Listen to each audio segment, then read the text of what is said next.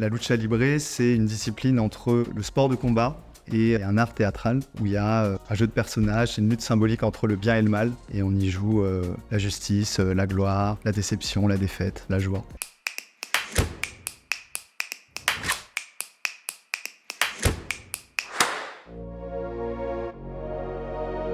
Je m'appelle Théo Safroy, je suis auteur-photographe, j'ai 30 ans, je vis entre Paris et Mexico maintenant. Je suis devenu photographe à la suite d'une aventure à moto en Amérique du Sud. Où j'ai traversé le continent pendant 8 mois. J'avais la soif d'aventure et des questionnements sur les peuples natifs et comprendre l'identité du continent sud-américain et de la culture latine. Je voulais y retourner et aborder un symbole culturel identitaire assez fort pour parler du Mexique. Et je me rappelais des masques, de l'iconographie qui tournait autour de la lucha libre. En me documentant, je me suis rendu compte que la ligue féminine débutait à Mexico et prenait de plus en plus d'importance. Donc Reine du Ring, c'est une série sur les luchadoras, qui sont les catcheuses mexicaines. La lucha libre, c'est une discipline entre le sport de combat et un art théâtral où il y a un jeu de personnages, c'est une lutte symbolique entre le bien et le mal et on y joue la justice, la gloire, la déception, la défaite, la joie. Et c'est magique, fantastique et cathartique surtout. Avant d'être des luchadoras, ce sont des femmes qui ont des passés assez difficiles, de l'anxiété, de la dépression, une maternité très jeune, des violences sexuelles, des agressions dans la rue, dans le bus. Les histoires sont assez nombreuses et toutes différentes, mais elles se regroupent dans ce sens-là, dans ce traumatisme de l'adolescence. Et la lucha libre, elle arrive comme une voie un peu libératrice et comme une manière d'avoir une seconde identité. On met un masque et on se métamorphose pour être un personnage complètement désinhibé. Ce sont des femmes de la vie de tous les jours, donc des couturières, des infirmières, des boulangères. Et sur le ring, elles sont des lutteuses brutales, implacables et pleines d'énergie. Il y a l'idée de la métamorphose, de la fiction. Et en même temps, à travers ça, on raconte des vraies choses et on fait passer des émotions. Il y a toujours eu des femmes, simplement elles étaient interdites de combattre à cause de lois injustes, de lois machistes. Et à partir de 1986, ça s'est ouvert, donc il y a plusieurs générations de lutteuses qui ont permis cette ouverture-là. Les réseaux sociaux, ils sont pour beaucoup aussi. C'est un territoire d'expression et de revendication assez phénoménal. Elles sont des superstars là-bas. Elles passent à la télé, à la radio, les foules les acclament. C'est quelque chose qui fait partie de la culture. Le Mexicain va en famille le dimanche voir une session de lucha libre. On vient en fait assimiler et déposer ses peines et ses malheurs sur un des lutteurs et on décide d'encourager l'autre. C'est un moyen d'expédier toutes ces frustrations de la semaine.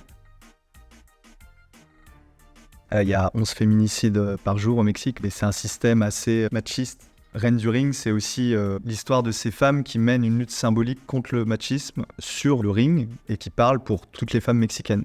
Et c'est des figures qui représentent ces combats-là. Et du coup, c'est un pas de côté sur la société et puis c'est aussi une métaphore de la vie puisque elles combattent et luttent dans leur vie pour atteindre un objectif à travers cette discipline.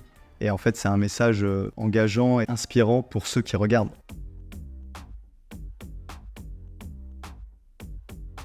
Ce que ça m'a appris, c'est que le sport et les passions humaines te permettent de transmettre des émotions et de livrer des messages qui peuvent être forts. C'est hallucinant, mais je dis jamais que c'est de la violence parce que la violence, c'est dans la rue, c'est celle qu'on maîtrise pas, celle qu'on souhaite pas. Elles, c'est des athlètes de haut niveau, donc c'est brutal par objectif.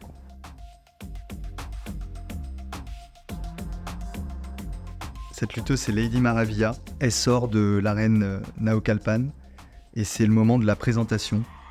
Donc il faut imaginer qu'il y a sa chanson, une chanson de reggaeton, que toute la foule s'est agglutinée sur la rampe et les escaliers qui descendent au ring pour l'acclamer, prendre des photos et des vidéos. Et elle commence dans son rôle avec un habit de présentation, donc elle enlèvera ensuite la cape. Et c'est un moment très important où déjà elle peut mettre la pression sur sa rivale. On voit en haut Esto es lucha, qui est une phrase qu'on entend en permanence quand il y a du beau spectacle et qui est une phrase vraiment symbolique de cette arène. Ce que j'aime bien dans cette image, c'est que ça représente la folie et le côté imprévisible d'un événement de lucha libre. Donc là, c'est à 2 minutes du début du combat. Les deux lutteuses sont directement allées dans la foule. Sagittarius, la lutteuse de gauche, a assommé Lady Maravilla en noir et rose à terre avec une chaise et donc elle est KO sur le sol et c'est ce qui fait vraiment partie du jeu et ce qui est fascinant c'est que toute la foule a dû se reculer précipitamment. On voit une femme qui porte son enfant à bout de bras et qui à la fois recule, à la fois encourage la lucha. Et voilà, ça peut aussi se passer dans les gradins et à ce moment-là, tout est permis. Une vraie identité de photographie de rue par la composition et dans les lumières. C'est un vrai moment où la petite fille de la tienda sort pour observer les deux lutteuses, impressionnées par leur costume et leur présence. Et on est à Cholula, qui est une banlieue assez pauvre de Mexico. Et ces deux lutteuses-là sont mère et fille. Et on crée juste à côté une salle de sport avec un ring pour que les lutteurs et lutteuses débutantes puissent s'entraîner, n'ayant pas accès forcément aux meilleures salles de gym de la ville. Donc c'est des personnes qui agissent à leur échelle dans le développement de leur discipline. Et c'est pas des lutteuses qui sont connues du tout, mais qui luttent tous les week-ends aussi et qui mènent à leur échelle et à un petit niveau leur combat et leur sport, quoi.